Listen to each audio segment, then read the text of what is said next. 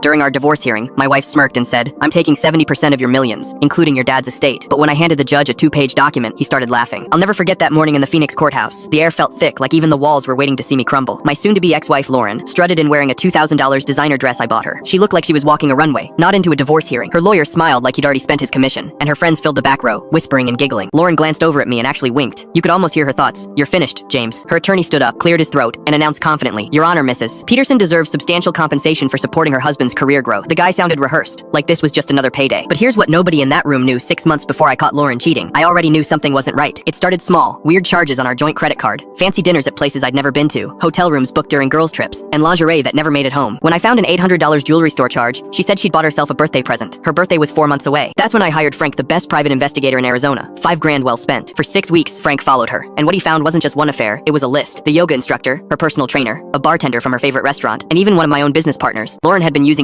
our time's money to fund these relationships, romantic trips, gifts, even gym memberships. Over $50,000 gone. So when the day came, I walked into that courtroom calm as a monk. I had nothing to prove because the truth was folded neatly in my briefcase. Her lawyer kept talking, stacking up his argument like he was building a castle. Then the judge turned to me. "Mr. Peterson, do you have anything to add?" I stood up, walked forward, and handed him 2 pages. "Just this, Your Honor." He started reading. His eyebrows went up once, then twice. He flipped to page 2, studied the photos, and then he burst out laughing. The entire courtroom froze. Even the stenographer paused mid-type. The judge finally looked at Lauren. "Mrs. Peterson, not only are you getting nothing from this divorce, but according to this evidence, you owe your husband $47,000 for misuse of marital funds." The color drained from her face. Her friends looked at each other like they'd just watched a car crash in slow motion. And then came the cherry on top. "Furthermore," the judge added, "you'll be responsible for all legal fees for both parties. Another $23 grand. Lauren's attorney quietly packed up his papers. You could almost hear his dreams of a luxury vacation evaporate. As I walked out, I heard Lauren behind me, whispering into her phone, "Mom, I need to move back in, and can you loan me some money?" But life wasn't done teaching her lessons yet. 3 weeks later, Frank called me again. Turns out, one of her lovers was married, and his wife saw the court documents online. She filed for divorce and used the same evidence I did. The yoga instructor lost his studio, the bartender got fired, and my ex-business partner, let's just say his family meetings got real awkward. A month later, Lauren called me, crying, begging for help to pay back the money she owed. I told her the same thing she told me when she left me for her yoga boy. "You made your bed, now lie in it." Because sometimes, the cheater doesn't just lose the game, they become the warning label.